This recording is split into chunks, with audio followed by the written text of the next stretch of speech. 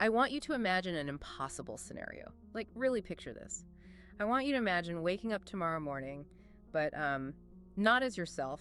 Okay, I'm with you. Not the you that automatically reaches for your phone or, reacts with that familiar dread to that one coworker's name in your inbox. Imagine waking up inside the nervous system of someone whose days unfold with just absolute unblemished novelty. Wow. Yeah. Every single physical gesture is deliberate. Every choice is entirely fresh.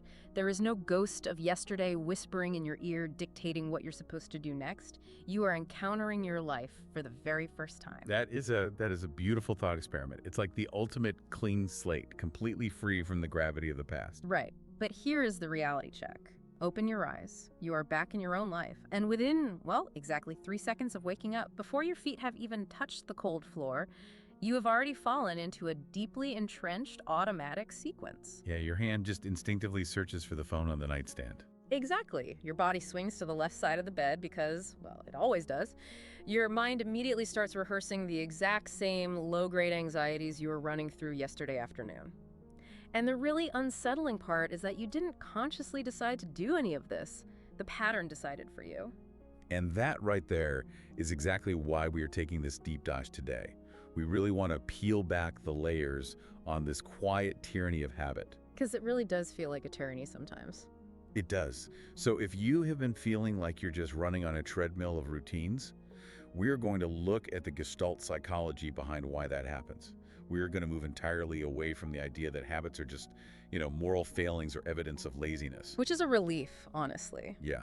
Instead, we are going to examine habit as architecture. Invisible, pervasive, structural architecture. We want to uncover how our ingrained patterns form the very scaffolding of what we perceive as reality. And how understanding those structures can, completely transform our experience of free will and what it actually means to be fully alive. So when people discuss the architecture of our routines, William James usually enters the conversation, right? He had that famous assertion that our entire life is just a mass of habits. The implication being that habits are simply the repeated behaviors that give our daily existence its practical shape. Right, and James provided a really good starting point. But he kind of missed the deeper mechanical truth. Habits don't just give your life form, they actually are the form. They operate as the silent grammar of your existence. Wait, they are the form? What does that mean in terms of psychology? Well, through the lens of Gestalt psychology, we focus heavily on perception. Your habits are the syntax of your attention. They actively determine which tiny fragments of reality are allowed to rise up into your conscious awareness, and which millions of other fragments are forced to just, dissolve into background noise. Okay, so we aren't just talking about what my hands are doing on autopilot. We're talking about what my brain is physically allowing me to see and process. Precisely. At any given second, your nervous system is being completely flooded with stimuli. It is taking in millions of data points. The subtle shifts in the temperature of the room, the low hum of the refrigerator, the micro movements of tension in your jaw. It's a lot. It's physically impossible to process all of that. Yeah. So your nervous system doesn't passively record reality. It actively selects it. And it makes those selections based on patterns that have been etched deep into your perceptual field through sheer repetition. Your habits are not just habits of action, they are habits of seeing. Oh, wow. Okay, think about the mechanics of smoking, for example. A smoker doesn't just crave the chemical hit of the nicotine, right? They are craving the physical architecture of the ritual itself. Yes, the ritual is huge. The deliberate flick of the lighter, the physical tilt of the head, the socially acceptable excuse to just step outside and pause a demanding conversation. The cigarette is almost functioning as a prop in a play. That's a great way to put it. What the nervous system is actually addicted to is the structure that the routine creates. This recurring island of predictability and stillness in the middle of an otherwise chaotic day. If you take the cigarette away, the day suddenly lacks a load-bearing pillar. The structure collapses. And the person feels entirely unmoored. The void they experience in that moment isn't just a chemical withdrawal. It is an architectural collapse. Like architectural collapse. I like that. Gestalt theory teaches us that perception is an act of dynamic organization. We do not see the world as it objectively exists out there. We see the world entirely as our nervous system has learned to organize it internally. The morning coffee isn't merely a delivery system for caffeine, it is the physiological signal to the organism that the day has officially initiated. The objects around us only gain their meaning from where they sit in our habitual constellations. Let me try an analogy to map out how this filtering actually works in practice.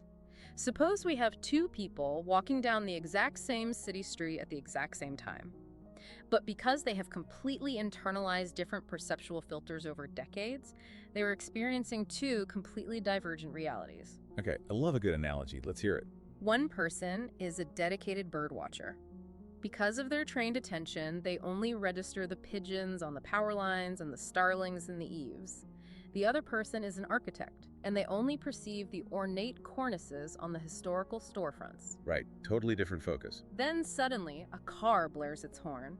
The birdwatcher's nervous system interprets it as a sudden, aggressive noise, and they physically tense up. They get a spike of cortisol. But the architect processes it as just the natural rhythm of the urban environment and doesn't even blink. Are they existing in the same physical world? Technically, yes, but experientially, they are not. Their ingrained habits of attention have literally carved entirely different realities out of the exact same sensory field. Which is wild to think about. It really is.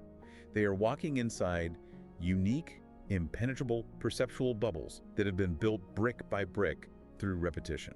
But if our habits dictate our reality on such a profound sensory level, we have to grapple with the fact that we aren't even the authors of most of these filters. I mean, a lot of these perceptual constellations were built when we were incredibly young, usually under stress, just trying to survive our environments. That is a crucial point. Consider a child who learns to stay very quiet to avoid triggering conflict in a volatile, unpredictable home. They aren't just adopting a temporary strategic behavior, they are permanently internalizing a perceptual filter. Right, the silence becomes a survival tool. Exactly. Silence becomes the default safe figure against the dangerous background of human interaction. Fast forward 30 years, and that same person is sitting in a corporate boardroom full of passionate, loud voices debating a project. And they just freeze. They don't consciously deliberate and choose to remain quiet. They simply do not perceive speaking up as an available option in their environment. The possibility of projecting their voice is invisible to them, much like a piece of furniture hidden in a completely dark room. So we are moving through the world, reading from a script we didn't write. But if these patterns dictate our reality so thoroughly, why do we hold on to the habits that are clearly, actively destructive to our well-being? Like, why do we keep doing things that hurt us? To answer that, we have to look beneath the surface behavior. We have to look at the psychological needs driving these physiological patterns. In Gestalt theory, we rely on a foundational concept. The whole is other than the sum of its parts. Okay, break that down for me. Meaning does not derive from isolated individual actions.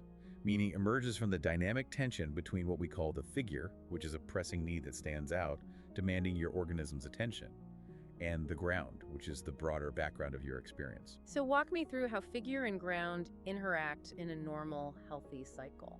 Sure. Let's use a simple physiological need.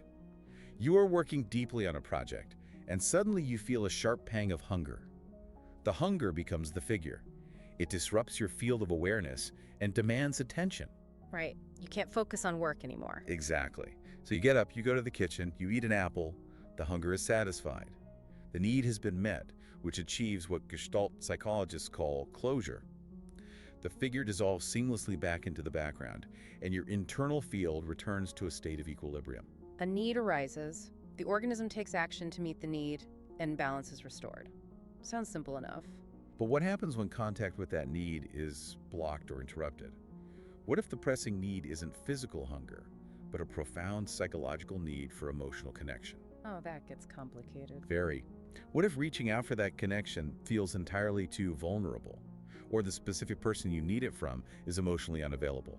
The need doesn't simply vanish because it's inconvenient. It morphs into a fixed gestalt. A fixed gestalt, like a bottleneck. Sort of. It's a knot of unresolved, lingering energy that acts like a magnet, distorting your entire perceptual field. Your organism still desperately craves that equilibrium, so it improvises. It grabs a convenient substitute to get temporary, fleeting relief. Okay, I hear that, but surely sometimes a cigar is just a cigar, right? Like when I'm sitting on my couch at the end of a long day, the room gets perfectly quiet, and within a millisecond, I have my phone in my hand scrolling through absolute nonsense. Right. Sometimes I am just exhausted and want the cheap dopamine hit of a funny video. Is every single mindless scroll really rooted in a deep, unresolved psychological wound? That is a very fair pushback, and it's a crucial distinction to make. There's a vast mechanical difference between genuine, restorative rest and structural avoidance. Okay, so how do I tell the difference? You have to look at the quality of the action and the underlying tension. When you are truly resting, the action brings closure. You watch a video, you laugh, you put the phone down feeling lighter. The figure Okay. resolves. Yeah, that makes sense. But when the action is a substitute for a blocked need, it never actually provides closure. Look closer at that specific moment of silence on the couch. What does that silence actually feel like in your body in the split second before you grab the phone? Like physically. Physically, did your chest tighten? Did your breathing get shallow? For many people, that sudden quiet carries a heavy echo of an unmet need. It might be an old, familiar loneliness. It might be the sheer terror of being left alone with your own racing thoughts. In that scenario, the phone isn't a source of entertainment. It operates purely as an anesthetic. Wow. So I am treating the phone like it's the primary disease, but it's actually just the painkiller for a ghost limb. I'm using it to mimic the feeling of closure without ever having to do the vulnerable work of achieving it. That is a perfect way to describe it. Every little notification, every swiped video gives your nervous system a tiny false pulse of connection or completion. But because it doesn't actually address the original figure, the loneliness or the fear, the tension remains trapped in the body. So the Gestalt remains fixed. Exactly. And because the relief is instantly fleeting, you are forced to repeat the action. The cycle repeats continuously until it hardens into a dense structural habit. Which means if brute willpower is just fighting the symptom, then every self-help book telling us to just power through or crush our bad habits is structurally flawed. Fundamentally flawed, yes. It's like trying to cure a fever by putting an ice pack on a thermometer. So how do we actually reorganize that internal architecture so the behavior changes naturally? We must move away from the paradigm of force and move toward the paradigm of insight. Habits are essentially frozen moments of incomplete contact with the world. To thaw a frozen gestalt, you have to systematically restore awareness to your internal field. How do you do that practically? You don't sit there and aggressively analyze the habit. You physically sense the tension beneath it. You have to locate the feeling in your body and ask, what specific need is this action trying to meet? What cycle was interrupted in my past that is still echoing in my nervous system today? This brings us to a vital mechanism called isomorphism. Isomorphism. Let's break down how that actually functions in real time. Isomorphism means your outer world physically mimics your internal state. The structures mirror each other. If your internal nervous system is fragmented, constantly scanning the environment for unresolved threats or unmet needs, your external physical behavior will literally become frantic to match it. Oh, I know that feeling. You will find yourself pacing the room, rapidly switching between 14 different browser tabs, physically fragmenting your schedule to match the fragmented state of your mind. Yeah, and you cannot fundamentally change that scattered behavior by just slapping a rigid, color-coded time management routine on top of it. Right, you have to restore wholeness to the internal field first, and the external behavior will naturally align. Let's ground this mechanism in a practical, everyday application. Take the classic self-improvement goal of trying to wake up earlier. We're all intimately familiar with the brute force method. Oh, yes. You set 5 different alarms at varying volumes. You place your phone entirely across the room so you have to physically get out of bed to turn it off. And you brutally berate yourself when you eventually stumble back under the covers. You start your morning flooded with guilt and exhaustion. And it almost never works long-term because, as we've established, it's a direct attack on the symptom. The organism will always fight back against an attack on its coping mechanisms. Exactly. But what happens if we apply insight instead? You stop fighting the alarm clock and you look at your intense physical resistance to waking up. You might realize, wait a minute, staying in bed isn't a sign of laziness. It is a quiet, desperate rebellion because I am dreading a day that feels completely devoid of meaning to me. Yes. So you address the unmet need for meaning. Right, so instead of purchasing a louder alarm clock, you ask the structural question, what would make tomorrow morning actually worth waking up for? You deliberately redesign the meaning of the morning. Which changes everything. You carve out 20 minutes just to sit by the window with your coffee and read a book you genuinely enjoy before the world demands a single thing from you. You meet the underlying need for autonomy. And suddenly, the behavior shifts without any friction. You wake up early because your organism actually wants to experience the morning, not because you are violently forcing yourself to endure it. The mechanism you just described is what Gestalt psychology calls creative adjustment. You are deeply honoring the original need, the need for autonomy or peace or meaning, but you are intelligently finding a new, responsive pathway to meet it. The habit evolves. Exactly. It is no longer a rigid prison cell built out of avoidance. It becomes a fluid, adaptive response to your environment. But, okay, if we can reshape our internal field and creatively adjust our habits to build this ideal, meaningful morning, it suggests a logical next step. We should be meticulously designing every single hour of our day to maximize our well-being. But I wonder if this intense desire to be the supreme architect of our lives is actually part of the problem. Wait, if we are redesigning our mornings to be perfectly optimized, aren't we still just desperately trying to control everything? Is this cultural obsession with the perfect daily routine just another symptom of avoidance? That realization is the ultimate tremor in this whole paradigm.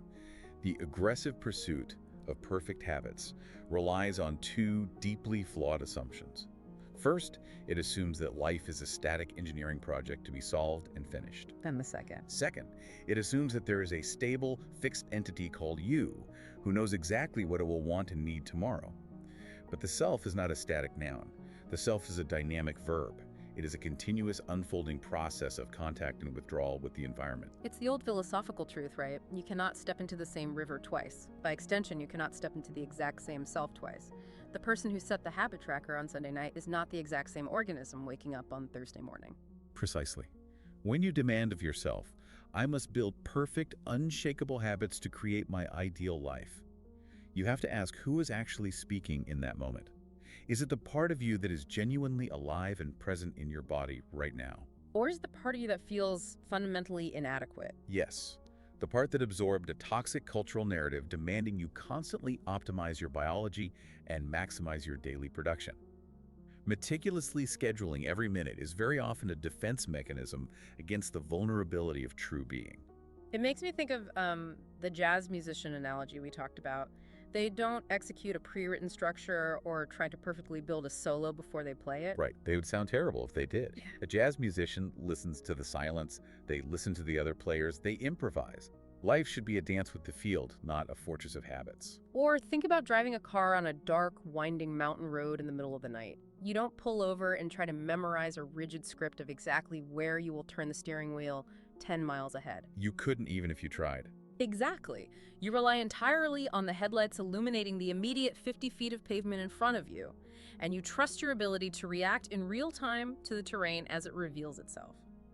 Life is meant to be navigated exactly like that, responding dynamically to the immediate field, not executing a pre-planned route. But if we meticulously schedule every minute of our day with rigid habit trackers and unyielding routines, we never have to drive in the dark.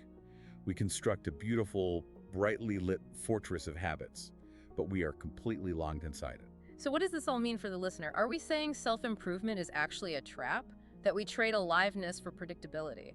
In many ways, yes. True contact with reality requires you to let go of the script entirely.